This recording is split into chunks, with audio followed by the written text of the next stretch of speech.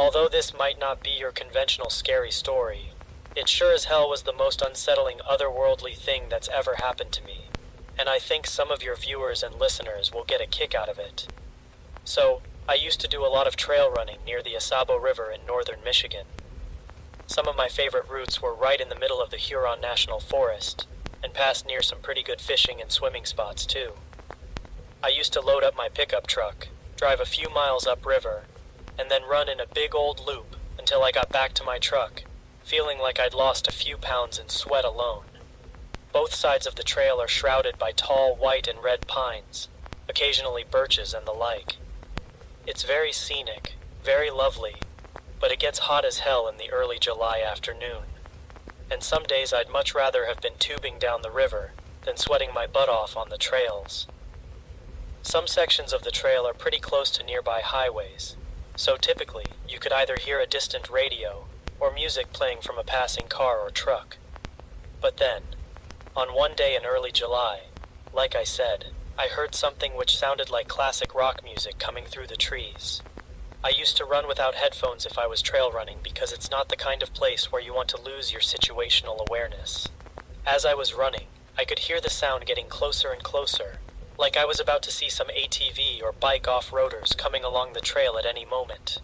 Within the span of 30 seconds, it felt like the sound had gone from being very distant to sounding like it was almost on top of me.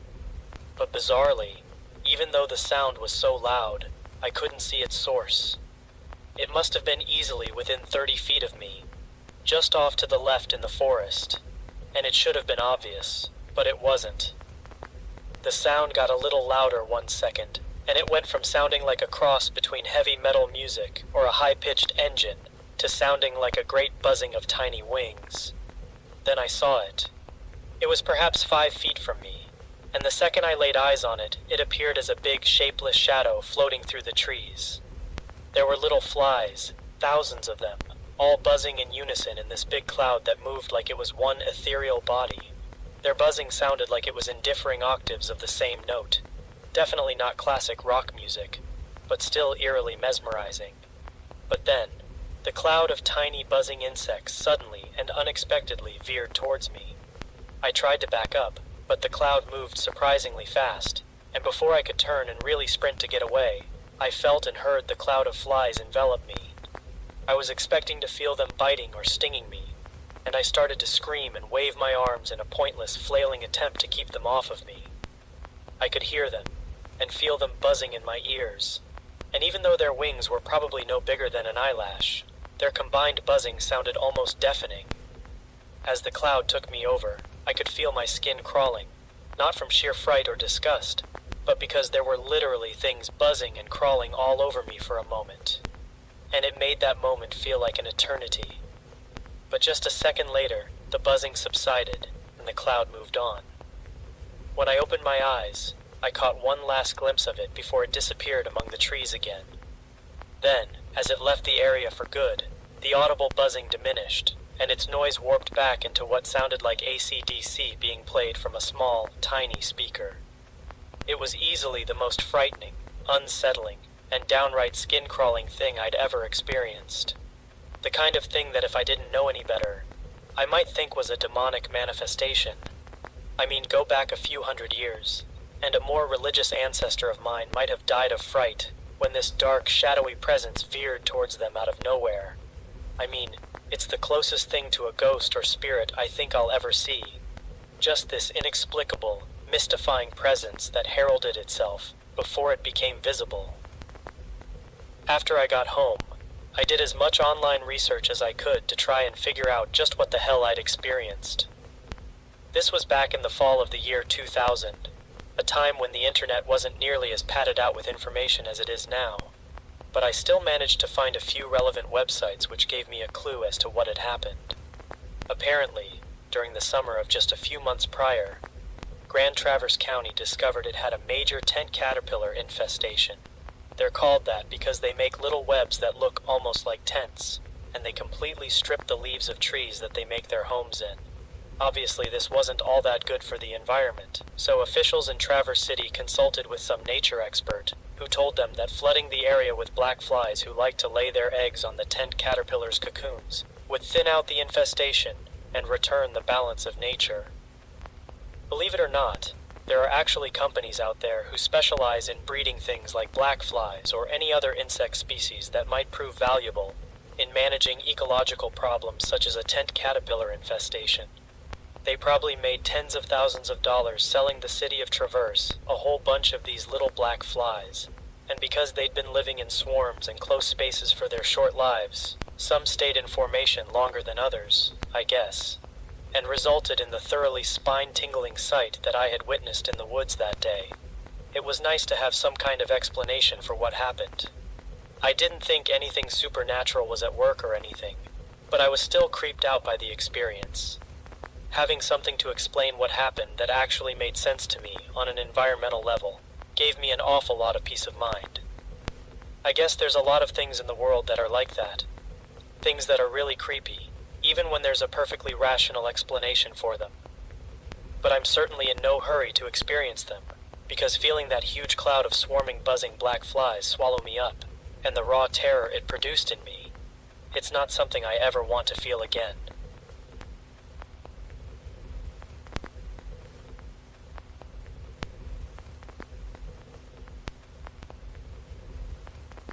I've been walking and running on forest trails for most of my adult life, and here are some of the weirdest, creepiest, and most frightening things I've experienced on those trails. One day, I went trail running on a rainy, foggy day.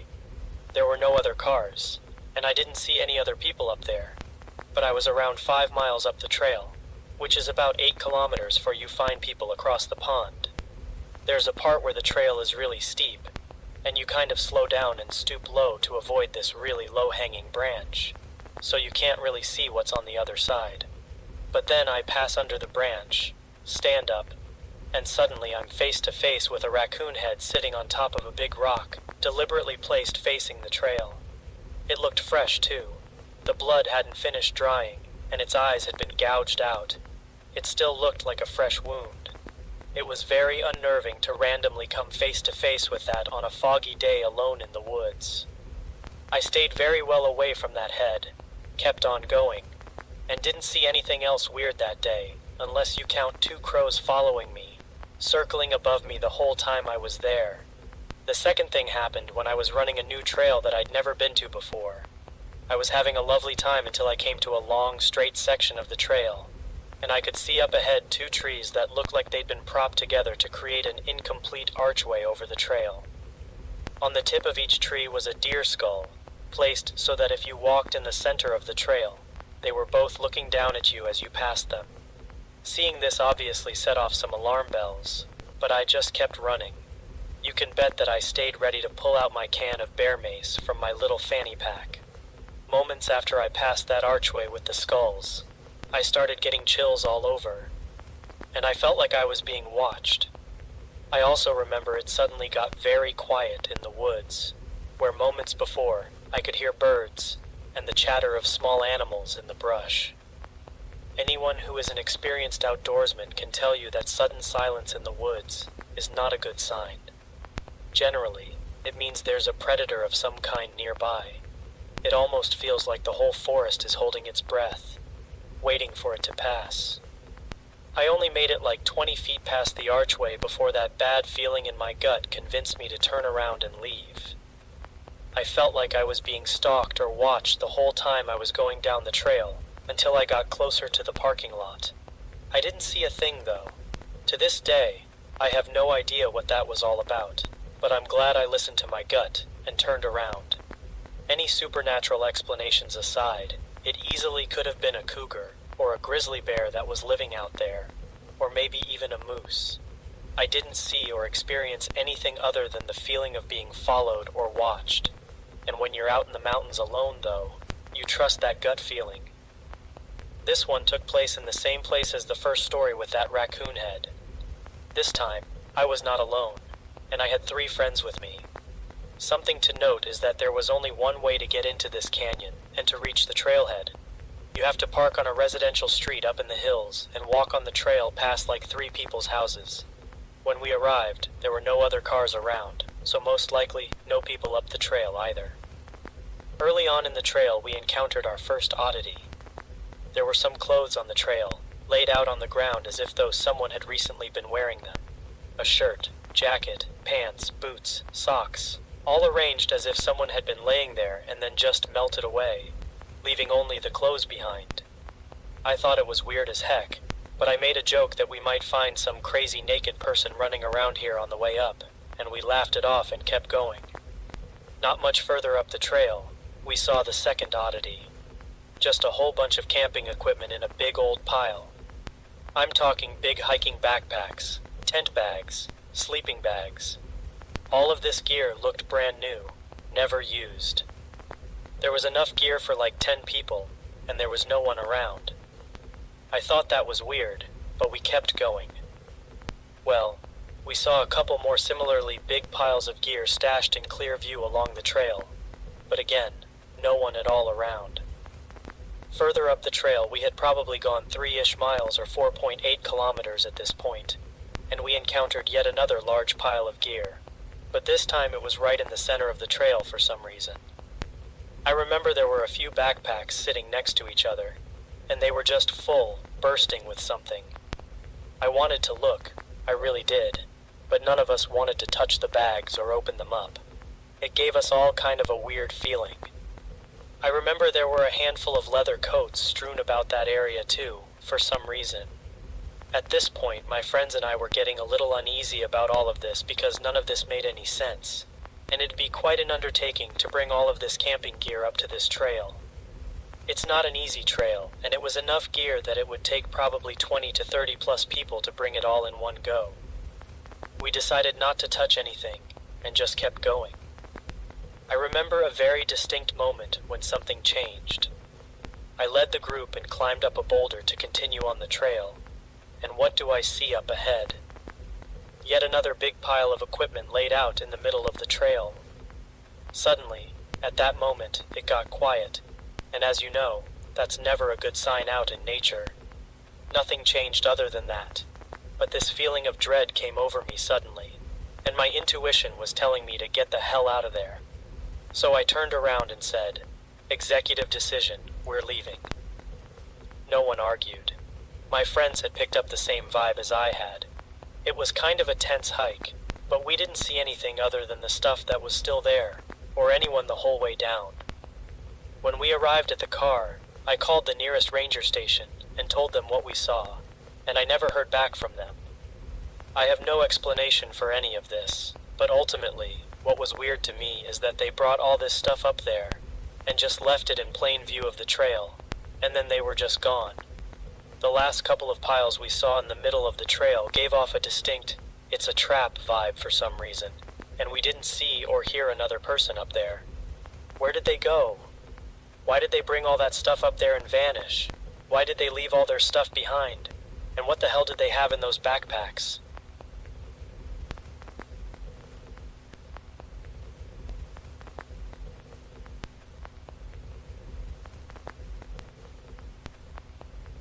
This story comes from my experience in the military, specifically from a certain training area in Arizona. I won't be too specific about where exactly I was for obvious reasons, but the location isn't really important. It's what happened while we were there, and what I saw that I still think about to this day. For context, I was raised in a rural part of North Idaho, so the outdoors are very familiar to me. At first, training in the deserts of Arizona didn't sound too bad. I'd been in for a few years at that point, knew my way around, and was a good soldier, in my opinion, always doing my best to keep a level head. Our training started sometime around mid-October when the air starts to get colder, and wind plus rain affects you more than it usually does. If you know anything about the desert and temperatures, it can get very, very cold and fast at night. Even if it's 90 degrees Fahrenheit out at lunchtime, it could hit well below 20 at night, and the wind and rain that usually accompanied it didn't help. The reason I specify the nighttime conditions is that's the only time we were allowed to run our training and operations. We were testing equipment for the army, but could not go out during the day because it had the potential to screw up communication between airplanes and such. So, at night, when little to no aircraft were out, we would head out and begin our training. We started at 9 p.m. and ended missions at 6 a.m. That way we could sleep during the day and train again at night, sometimes multiple times in a row.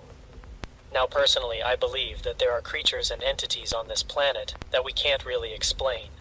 Little did I know I was about to have 2 encounters in a single night, one of them face to face. The first happened at about 11 p.m. 3 other men and I were scanning a road and field to watch for opposing forces. They were played by other soldiers in different uniforms for training purposes, so we were on our guard. It was my job to watch the field and the road while the other 2 made radio calls, waiting for the signal to move in further. I moved maybe 30 feet away from them to get a better spot for pulling security.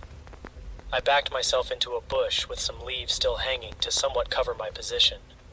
On my left was a wide open field with a single tree in the middle, about 300 feet away from me.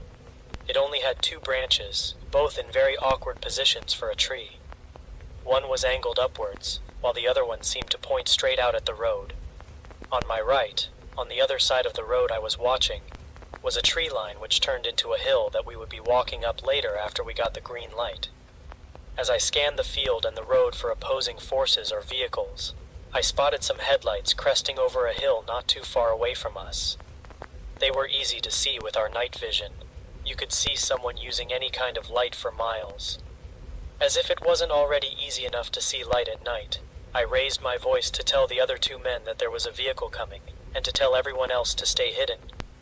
I pushed myself even further into the bush so that I would be completely concealed. The truck drove right past us. We had remained undetected. My heart was racing, excited to have stayed hidden and been so close. But what happened next made my heart sink.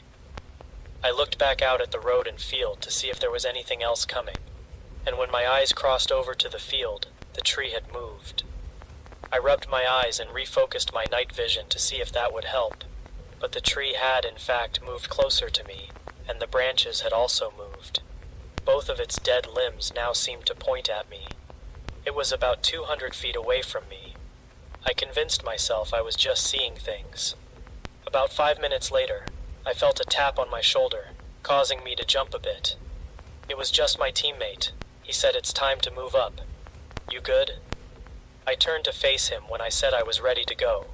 But when I turned back to take one more look at the field, that tree was gone. I sat there on one knee in disbelief. To have hallucinated the tree's distance and shape was believable to me. But to have made up the tree entirely to myself? No way. A chill ran down my spine as I searched for the tree before cautiously emerging from my bush and walking back to my team. As I did, I constantly looked over my shoulder at that wide open field that was all of a sudden empty. This put me on edge for the rest of the night, and we still had not completed our objective. After another hour of walking through the woods and a couple of open fields, we finally arrived at the objective. The mission was a little tricky. We had to infiltrate a small mock village and secure an HVT, high-value target. Only after all that could we call the mission complete. For context, all the opposing forces we were fighting were just other soldiers in uniform, all using blank rounds with lasers. This let us train for a real-world fight without getting hurt. When you get hit by a laser, a beeping sound will come from equipment on our body armor, which means we were considered injured and had to play dead. Anyway, our front element was spotted by the opposing forces, so we had to fight to take the village. It was both fun and intense. After walking for hours not doing much, we finally got to train and work on other skills. My team was in charge of securing the HVT, so after we had eliminated the OPF-4, my team and I moved to the building he was supposed to be in. The HVT was simply a soldier in a white robe that we had to capture in order to call the mission complete.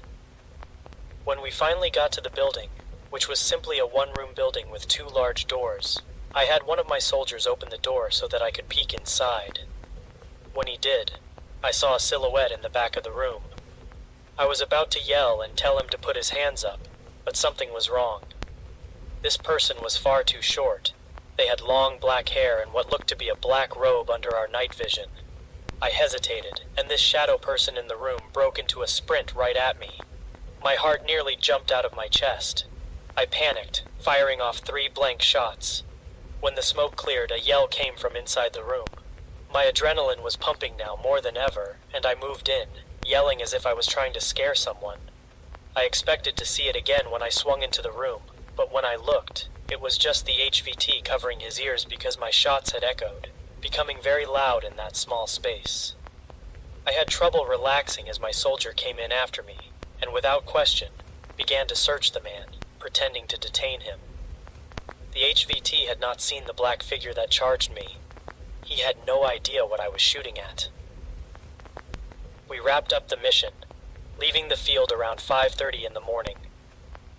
As we drove away with the rising sun chasing away the desert's mirages and the mountain shadows, I still could not shake the thought that what I had seen felt so real.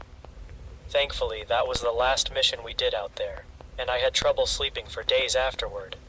Needless to say, this confirmed my belief in the fact that there are things on this earth that are beyond our understanding right now, and I'm just thankful it didn't go down any worse.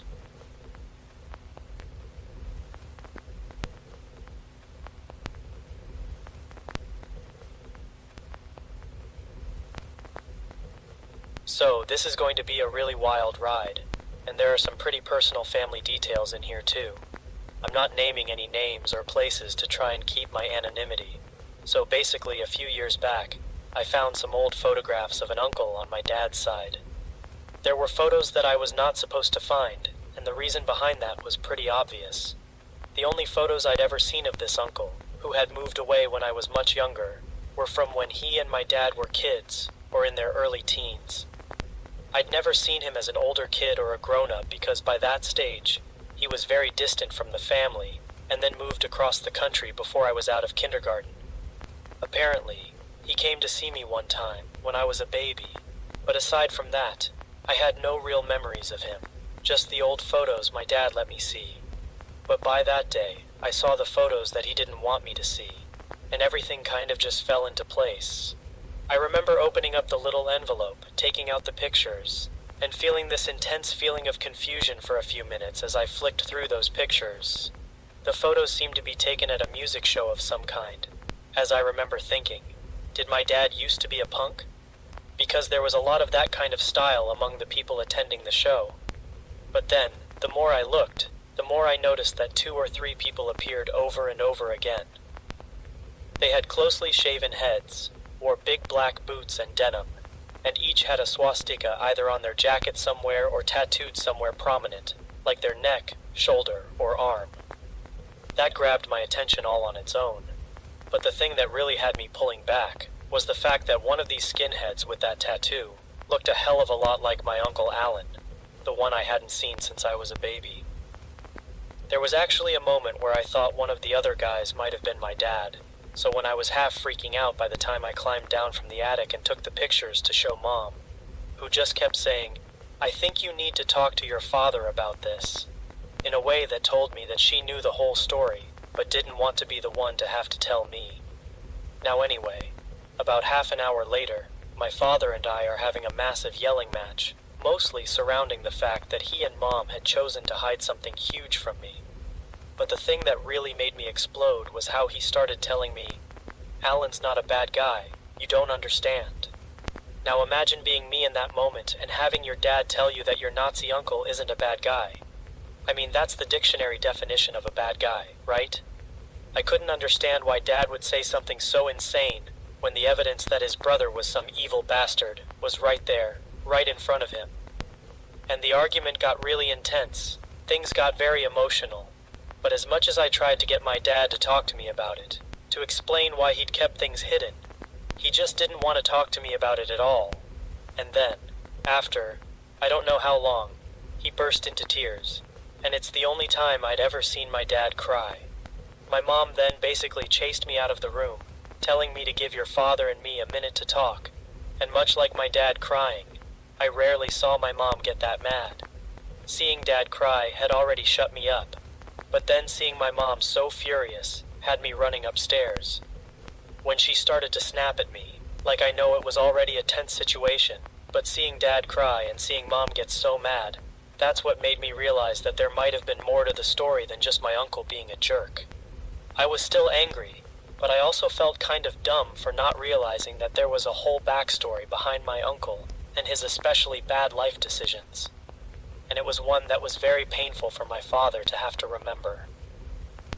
I knew it'd be a crazy story. There's no way that it couldn't have been. But when I sat down with Dad and he told me the whole thing from start to finish, I had to pick my jaw up off the floor afterwards. Uncle Alan was just 2 years younger than my dad, and they were best friends growing up. But around the age of 13, my uncle's behavior started to change, and he became my dad's polar opposite in just about every way. He fell in with a bad crowd, a really bad crowd, and the deeper he went down that skinhead rabbit hole, the more he became completely incompatible with any kind of civilized society. Those were basically my dad's words too. He didn't want my uncle around me when I was a kid. He still loved him, but he wasn't about to let some meth head around his daughter. And the same applied to almost everyone else too. He became a pariah, and soon living in the city got too much for him. You can't exactly walk around with those kinds of tattoos and not get yourself into trouble, I guess. So Uncle Alan started looking for some other place to live, and that's when he heard about some white supremacist militia turned doomsday cult living out in the middle of nowhere. He and Dad were talking around the time he moved away, so Dad doesn't know exactly how it all came about, but Uncle Alan ended up living with these people, and basically preparing for the end of the world. Not the end in any biblical sense, but like a helter-skelter style race war that'd end society as we know it. There were all kinds of people out there too, from all walks of life, whole families too. But they were all there because of that one ugly thing that united them: hate. Yet having families meant that there were kids there, a bunch of them, but apparently not everyone had their best interests in mind. Somehow, Uncle Alan discovered that a few of the guys that he'd stayed with were in the process of trying to groom one of the girls that was part of one of the families. I don't know how exactly, but there was some kind of confrontation, and Uncle Alan's worst fears were confirmed. He went straight to the group's leader, but instead of acting on the tip and investigating what was going on, the leader tried to downplay the whole thing and told my uncle that he was just being paranoid. Personally, I think the guy was in on it, but excuse me if I'm kind of biased towards literal Nazis. Anyway, Uncle Alan figured that he was faced with two choices at that point. Number 1, do nothing and just allow these racist scumbags to groom a little girl. Or number 2, find a way to get those kids as far away as possible, and do so by any means necessary. I guess he knew he couldn't prove that the guys were trying to groom the girl, so there was a chance that the cops wouldn't be able to do anything about it. But what they'd be very interested in was all the illegal weapons and bomb-making equipment that they had stashed up there. And so, my Uncle Alan became a snitch. Apparently, he helped the feds sneak up to the place the group was staying too. If he hadn't, there probably would have been another Waco out there in the woods, and all those kids might have been killed in the crossfire. Heck, they might even have done like a Jim Jones and killed everyone so the feds couldn't get to them. So I understand why he'd cooperate to the point of actually guiding them in or telling them the secret password or whatever it was. But then after that, when everyone was up on charges, Uncle Alan had to go on the run. He could have turned state's witness, got a whole new identity, but he didn't want to work with the feds any more than he had to. And he didn't want to go running to Uncle Sam to protect him from anyone or anything. And so instead, he pays my dad one last visit, and then just disappears. I asked Dad what was said during that last meeting, and apparently, it was mostly Uncle Alan explaining what had happened out there in the woods, and then apologizing for being away for so long without reaching out in any way. He then apologized again because he had to move far away and never come back, because there were people who wanted Dad, you see. I guess it was already a risk meeting my dad, and they met somewhere quiet after dark too, so I guess Uncle Alan was really serious about being in danger. After that, Dad never saw or heard from him again, not even so much as a phone call.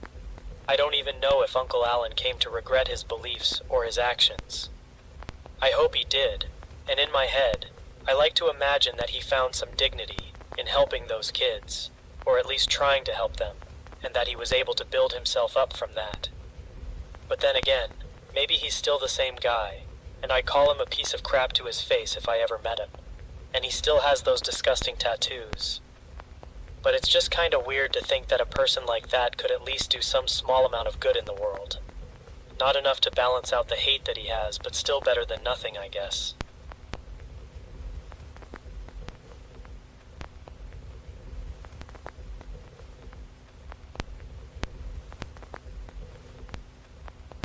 To start off, I'd like to state that I'm a 20-year-old male who lives in the UK in a house with my family. My family consists of my dad, mom, sister, 2 stepsisters, one quite young and the other almost as old as me, and a young stepbrother, so there are a lot of people living in this house. We also have a German shepherd who is quite large and protective of the property. As well as that, this story needs some background to make sense. I currently live in a town in the UK that could be considered safe, but it has its fair share of dangerous people lurking around. I previously worked at a gas station where I've had numerous encounters with people trying to shoplift, many of them carrying knives and such. I hope this gives you a brief idea of what my neighborhood is like. Now that that's been said, this story happened only a few days ago. My cat had been missing for a few weeks, which wasn't normal for him, so I was evidently quite worried. I've been keeping my window open every night, in case he came into our garden and started meowing like he usually does when he wants to come back into the house. I had spent the past few nights going out and looking for him, but finding and hearing nothing. This night was like any other. I was spending the night playing games and listening closely for anything coming from my window. At around 3 in the morning, I thought that I had heard something, so I bolted downstairs because I believed that what I was hearing was my cat. I thought of taking my dog with me in case I needed protection, but I realized that would be a terrible idea since the cat is scared of the dog. So if the cat really was out there, he would just run away the second he saw the dog. I went outside with a flashlight in hand and started to hear weird noises. I couldn't put my finger on the noises at first, but when I listened closer, I realized that they were the sounds of scuffling around the back of the garden, where we have a garage, a greenhouse, and a chicken coop. My first thought was there was some sort of animal trying to get at the chickens. This didn't worry me, because we have a very aggressive rooster that can and will attack anyone that gets too close to the chickens. He has done so multiple times in the past. I started walking closer to the back of the garden, and the noises started to sound more human-like. It sounded like multiple people were running around. I was confused, and stopped for a moment, standing there and listening. A gut feeling started brewing in my stomach, telling me to just go back inside, but I couldn't move. I didn't know if it was because of fear, or me trying to come up with a reasonable explanation for the sounds. The more I listened, the more frequent the sounds got, as if something or someone was trying to lure me to them. I went back inside to grab the biggest knife I could and started scanning the garage with my dog, finding nothing. When I got back outside, I heard the chickens going crazy, which made me think that there was an animal attacking them. I walked to the chicken coop to check on them and make sure that they were okay, and they calmed down. As I exited the chicken coop, I soon realized the sounds had all stopped. I stood still, searching for the sounds, trying to strain my ears. After what felt like hours standing there in the pitch dark with my flashlight not daring to point it in the direction of where I heard the sounds previously, I snapped out of my daze and bolted back into the house. I made sure to lock the front door, and when I got to my room, I left my window open. To my surprise, I heard whispering coming from the garden, and then a sudden metallic bang. I thought I was imagining things, and this is all some sort of dream or hallucination. The next night, I went out again, calling my cat's name multiple times, but I got no response. Then I heard the snapping of branches coming from the direction where the greenhouse was located. I stood there, and I heard a person scraping or hitting something with a stick, followed by footsteps coming towards me. I hurried back into the house, and I heard my gate opening, so I locked the door just in case. Right after I closed the door, The handle slammed down, which scared the life out of me. I immediately thought that it was someone from my garden coming for me. I opened the door, ready to fight the person on the other side, and it turned out to be my sister coming back from walking the dog. I'd like to say thank you to her for scaring the soul out of me and putting me in full fight mode. She asked me why I was going around locking all the doors, and I explained to her everything that had happened over the past few nights, specifically what had happened the night before and that night. After I told her the story, she obviously didn't believe me and told me that it was all in my head. I told her that the sounds were there right now and asked her to come with me if she didn't believe me. We stood in the garden, listening, and on cue, the sounds started back up again. My sister stopped dead in her tracks. I looked at her and said, "I told you so." She shushed me. The sound of someone jogging or sprinting towards us came from the darkness. We both ran back into the house, and my sister reasonably demanded that we lock all the doors in the home. On the third night of looking for my cat, I was sitting in my room and decided not to go outside, because of all that had previously happened. At 2 a.m., I decided to go outside and look for my cat once again. I put on my coat, because that night, I was determined to finally find my cat, and put this all behind me, not caring how long it would take. I stood there in the open pitch black outside again, calling my cat's name, but I didn't get a response. I went to the front of the garden with my flashlight, looking and calling for him as well. After not getting any response, I sat myself down on the front steps of my house, flashing my light and still calling for my cat. An hour went by, and I got thoroughly bored just sitting there doing nothing. I started walking around the garden again, headed towards the greenhouse. I stopped myself, remembering what had happened the previous night. Thinking about it, I went and got the dog, both for protection and because, as stated before, the dog would bark if the cat was there. This would tell me if the cat was there or not. I know, genius thinking on my part. The dog and I went towards the greenhouse area, knowing that either my cat was there, or there was some random person. I let the dog go, and she did nothing. No barking, just silence. This gave me a feeling of relief that allowed me to walk after her, still scanning the area. And then I saw it, the discovery that chilled me to my bones. Someone had sunk a stick into the ground through a plastic bag. Now you might be thinking to yourself, why did a stick in the ground scare you? The reason being that it was sunk so deep into the ground, not even I, being pretty fit, could take it out of the ground. Someone had stabbed that stick into the ground with a scary amount of force. Making the situation worse, there was a pumpkin sitting right next to the stick, knife as I called it. But here's the thing, we don't grow pumpkins, we never have. But there was a pumpkin sitting in our garden. It clicked in my head. There had either been one person or multiple people in the garden that night. The sounds that my sister and I had heard were people sharpening the sticks and messing about with them.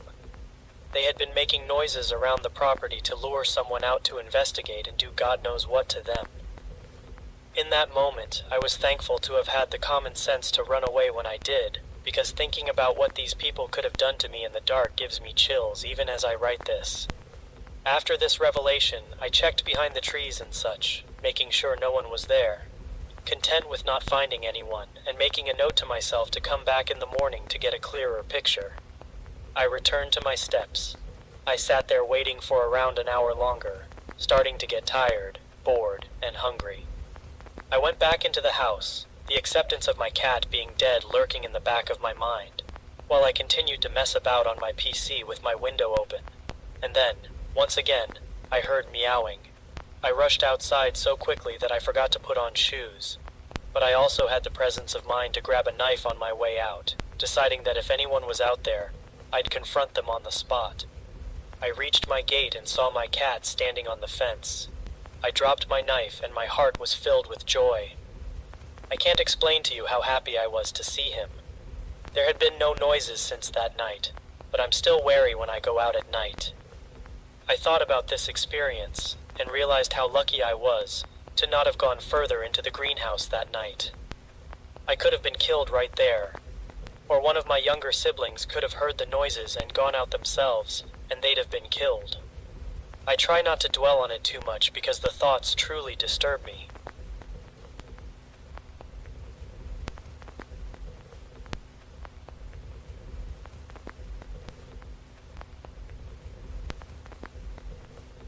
When I was growing up, one of my best friends was a guy we called Ricky. His real name was David. Ricky won our respect pretty quickly, too, and not just because he could handle a little playful abuse. He was obsessed with the counterculture of the 1960s. He loved the music, the rebellious attitudes, and he was fascinated by the whole concept of psychedelia. So it should be no surprise to anyone that Ricky was the first of us to seek out something a little stronger than the cans of Molson that we used to steal from our dads. We were big into partying, so we wanted to try stuff like weed or LSD, but only Ricky had enough balls, or street smarts really, to go off looking for it, and things stayed like that for years. We'd be happy to just sit in someone's bedroom, passing around a one-hitter and watching Conan O'Brien, but Ricky wanted to keep raising the stakes and pushing the envelope. He wanted to learn how to brew up his own super powerful LSD, and then go out into the woods and trip for days. And like most things with Ricky, if he said he was going to do something, you could bet your butt that he was going to go ahead and do it. He was wild, he loved to party, but he never let his lifestyle get the better of him. He did okay in high school, graduated from college, and then landed himself a well-paying job at some financial company near the waterfront, all while making home-brewed batches of high-potency LSD in his apartment's spare bedroom. He was like Jim Pattison on Monday, and then Jim Morrison on a Friday, which is an awesome joke if you're Canadian, I swear. Anyway, so Ricky carries on like that for years and years, slowly ramping up his psychedelic adventures until he was doing things like going to Mexico to do peyote with indigenous tribal people, or to Peru to take part in some ayahuasca ceremony hosted by his very own personal shaman. And we never worried about him. Ricky always seemed to be in control, and I guess that remained true right up until the day he seemed to just lose it. It started when his sister started calling around his social circles, which obviously included me and a bunch of mutual friends who all went to the same high school. Ricky's sister said neither she nor their family had heard from him all week, and we tried calling Ricky on his cell phone, and he wouldn't pick up any of our calls either. By the end of the next day, his family had called the cops to file a missing persons report, and as you can imagine, we were all pretty worried about him. But then, a few weeks later, Ricky reappeared, only to not check in with his folks, or let us know that he was okay. All he did was clear out his apartment and leave a letter in his parents' mailbox, one that basically said, "Sell or burn anything I left behind. I'm not coming back." Everyone was as freaked out as you can imagine. We went from mildly concerned to extremely worried about him, and the not knowing was the worst part. Like, I personally had this irrational fear that he'd been kidnapped or murdered or something, and that someone else had written the letter to confuse people or throw the cops off their trail. But when the cops spoke to Ricky's landlady, she confirmed that he'd been in town that day, and that, although he seemed rushed, she didn't think that he was in fear for his life or anything like that. He hadn't given her any kind of forwarding address. He just packed up what he could and then left. On paper, that was contact right there, and knowing Ricky was alive might have been enough for some other folks to call off the search. But then, because his folks still didn't know what was happening, they told the cops that they still wanted him found, so they could confirm that he was safe. And by that time, we'd given up trying to call his cell phone, and it was a weight off our shoulders knowing that he was still alive, and that he hadn't fallen victim to a murder or kidnapper or really anything. But we knew that there must have been something that made him run off like that, and I worried over that almost as much as I wondered where he'd gotten to. About 2 or 3 months went by with me and Ricky's other friends keeping in constant touch with his family, and then one day, we heard that the cops had gotten a tip from someone up way over near Ottawa, and that's how they traced him to some cabin out in Algonquin Provincial Park. A few cops went out to talk to him, and he only told them who he was after they promised to leave him alone. The cops left but immediately told Ricky's family where he was. Ricky's brother then went up to try and talk to him, but he was gone, moved on again to who knows where. Ricky's family tried to get the cops to carry on looking for him, but that's not how those missing person things work. If the person doesn't want to be found, the cops can't very well go stalking them from place to place, even at the behest of the person's family. If they wanted to track Ricky down, they'd have to do it themselves. And looking back on it, it seems like the obvious thing to do would be for everyone to keep looking and not give up. We've been handing out flyers, putting up posters, and this was in the early days of MySpace too, so I remember Ricky's sister making a little page for him and adding a bunch of people to try to raise awareness. But that was before the cops went to talk to him out at that cabin, before word got around that he basically decided that he hated everyone, and that he didn't want to see or talk to us anymore. People didn't take that well. They took it personally. They didn't see it for what it was, and I say all that from experience. We basically grew up together. We were best friends, and I was ready to drive out there myself to go see him, because just hearing that he didn't want to see us wasn't nearly enough to make us want to quit. It was the leaving the cabin that did it. Leaving the cabin said, "This isn't some cry for help. Stop looking for me." Leaving the cabin said, "I don't owe you an explanation," which was honestly all we really needed. We didn't want to control him. We just wanted closure. And I feel like we were entitled to it at the very minimum. That was in early 2004, and there was a time when I thought that we'd still be looking by the time it was 2005. But in reality, we'd all stopped looking by then, even his family. We figured that if he wanted to reach out, he'd do so, and it was all just a matter of time until that day came. Now cut to 2011, a full 7 years later, when I got a call from a mutual friend of ours named Abdi. He got a missed call while he was at work, and when he listened to his voicemail, he heard a familiar voice on the other end telling him to call a number they left in the message at the exact time. The caller never said who it was, but when my buddy Abdi called me, he said that he was 99% certain that it was Ricky, and then asked if I wanted to come over so I could be there, when he called the number he'd given me. I drove over to his place almost immediately, and we talked about the call and how sudden it seemed right up until the time to call the number, at which point we sat down at his table with a pen and paper in hand, and then gave it a call. We didn't actually talk for all that long, but the long and short of it was this. It was Ricky that had left the message on Ab's voicemail, and although he didn't say where he was, he told us that he needed our help. He thought it was a big ask, considering that we hadn't talked in 7 years, but that he didn't know who else to call, even though he'd spent the last few days trying to track down a working cell phone number for one of us. He'd understand if we told him to go F himself, needless to say. We didn't tell him to do that. And although he had a ton of questions, Ricky said that he'd answer them all if we agreed to meet him at this place called Whitney, which turned out to be a small town about halfway between Toronto and Ottawa. We were nervous on the drive up there and mistimed our arrival by around 15 minutes, so we had to sit there biting our nails and wondering if Ricky was actually going to show up or not. But lo and behold, right on the stroke of 6, we spotted someone walking into the parking lot of the little burger place that served as our meeting spot. Someone who looked a lot like Ricky if he'd spent 7 years living on the streets, or more accurately, living out in the middle of nowhere in the woods.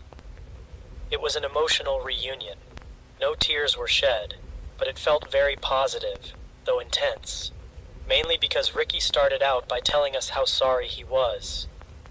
He said cutting off contact was a mistake, and one he'd never forgive himself for, and that it hurt to think about all the time that we had lost.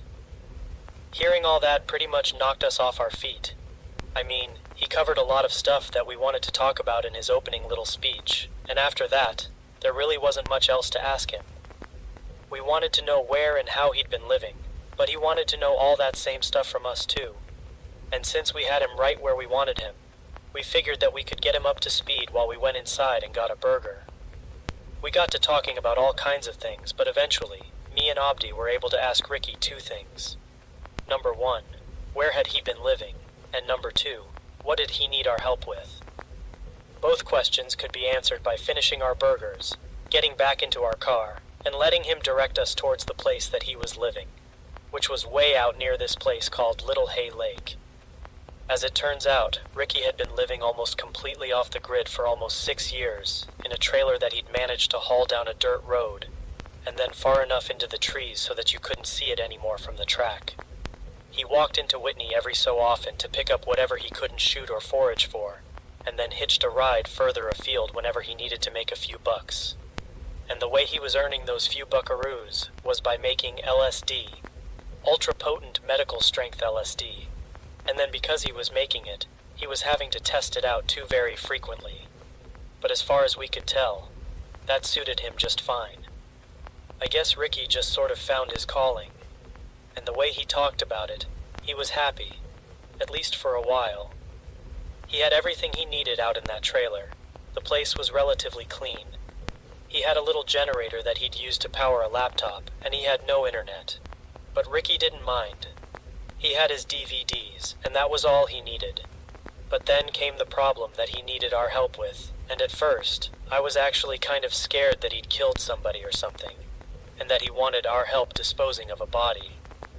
As it turned out, that wasn't the case, and there was nothing Ricky needed help disposing of.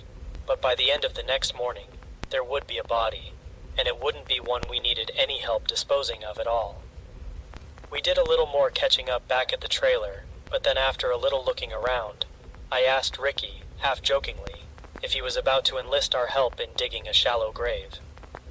Ricky actually seemed kind of offended at first, but then Abdi started to laugh. It was a release of tension, I guess. Pure relief that whatever Ricky needed didn't involve covering up some horrible crime. I remember Abdi joking around saying, well, whatever the hell it is, it can't be worse than that. As in, helping Ricky hide the body, that is. Ricky had been kind of laughing along with this, at least after shaking off the offense that he took at the suggestion that he was a murderer. But when Abdi joked about how things could have been worse, Ricky didn't laugh. He didn't even smile because, to him, things were about as bad as it was possible to get. I think maybe an hour passed between us arriving at the trailer, and Ricky actually sitting down and telling us what he needed help with, and when he did, that nervous tension returned again. I mean, if it was more serious than hiding a dead body, then it must have been really serious, right? Serious enough to be scared of the consequences. Serious enough to consider just getting the hell out of there if he dropped a bomb on us. But when he actually told us, it was this weird mix of depressing and relief. Basically, Ricky wanted us to call up just about everyone we knew, or everyone who we wanted to save, as he put it, and invite them out to the woods to set up an encampment. If we didn't, they were all going to suffer a fate worse than death. In so many words, Ricky said that there was going to be a major change in Canadian society, that folks were going to be rounded up by mass soldiers, and taken away to camps to be fitted with microchips, and all sorts of crazy stuff. It was basically this giant conspiracy involving international governments looking to wield absolute power over the people.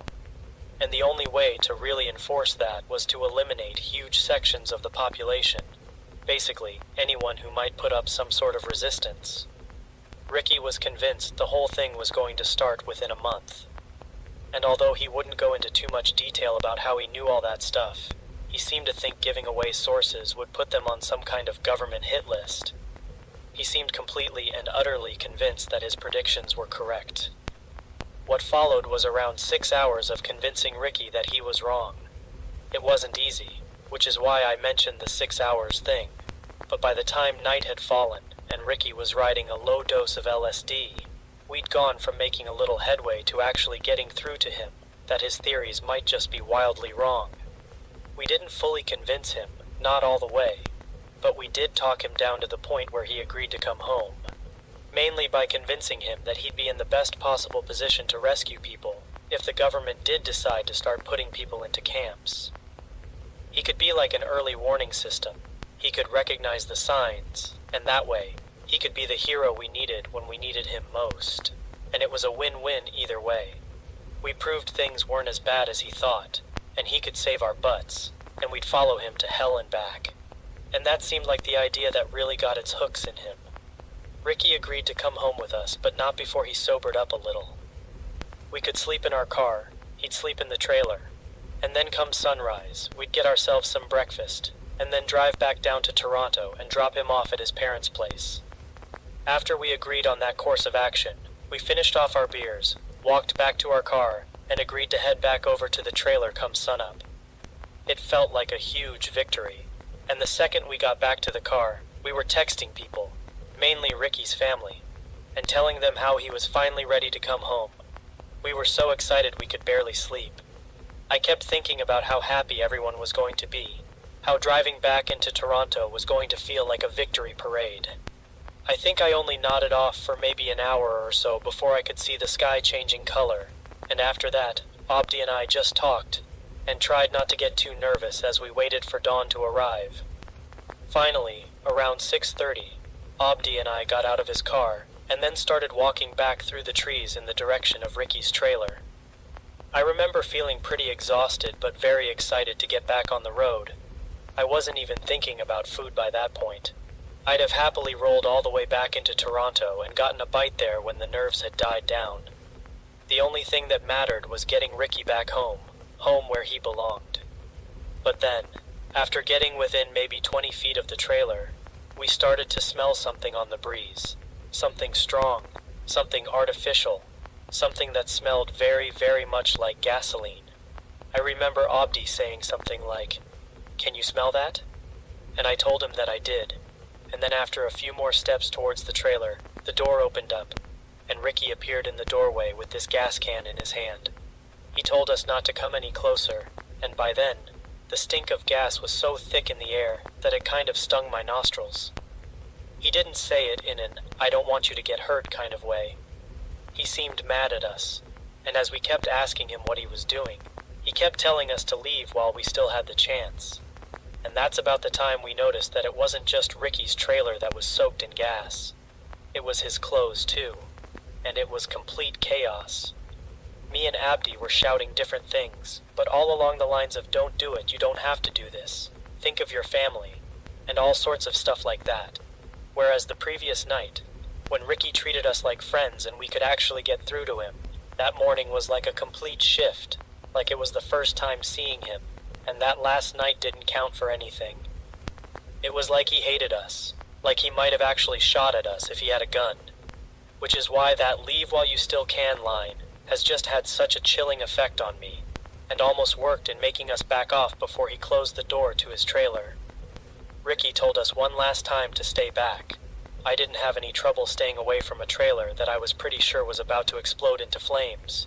But Abdi clearly wasn't in his right mind at the time, because I had actually to drag him down to the ground to keep him from trying to rush up to the trailer and stop Ricky in his tracks. What happened next seems kind of like a blur. I remember hearing the sound of the fire starting, and Ricky wasn't kidding when he said to stay back, because there was an actual bang, and I felt the heat on my face. I didn't see much of the flames after that, though. I was facing back towards where Obe's car was parked, basically trying to tackle him away from the burning trailer. When he finally gave up trying, I was focused on getting him back to his car, getting his keys for him. He was definitely in no condition to drive. And then telling him to call 911 while I drove us to the nearest highway, figuring that was the best place for the fire department to see us, so we could guide them into the spot by the lake where Ricky's trailer was. Abdi could barely speak while he was on the phone, and it got to the point where I thought that I'd need to take over and talk to the dispatcher myself, while struggling to keep the car on the track. Like I said, the whole thing was total chaos, but in the moment, I didn't really have time to process any of it. Not until the whole fire department was hosing down the trailer, and we had a moment to ourselves before the cops showed up. And that's when all the emotion hit for me, seeing them put the trailer out and thinking there's no way in hell Ricky survived that. And then it was OB's turn to try and console me, when it was my turn to break down, right up until the cops showed up, and we had to talk to them about what had happened. We thought we'd be going back to Toronto as heroes, and I'm not trying to say that we would have been saving him as much because obviously, Ricky had agency and all of that, and it would have been him making the decision for himself. But getting to be the ones who actually brought him home, that would have been a hell of a thing, you know? And I was so excited for that, so to go from there to having to drive back and tell Ricky's parents that he was dead all in the space of about an hour, it was my own personal hell. and I truly mean that. I lived hell on earth for a day, and I wouldn't wish it on my worst enemy. There was a reunion in the end. It was just never one that I thought it would be.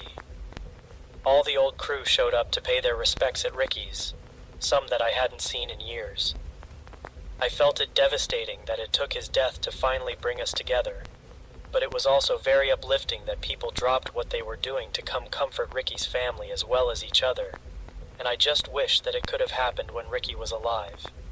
I wish that there were enough of us up at that trailer to drag him into the car and drag him back to reality before he had a chance to do something so insane, and it was insane. Ricky didn't seem like he was in control of himself when he did that, and I refuse to believe that he was. I just hope that he can forgive us all for not acting sooner, for not trying to rationalize something that now that I look back on it, just isn't healthy, no matter how happy someone claims it makes them. I get that some people call themselves introverts and prefer to be alone or away from large groups, but we're still social animals. We need that connection, even if it is one that we can keep at arm's length. So please, people, check in with your friends, check in with your family, and especially around the holidays. You can leave people be, just don't ever leave them alone.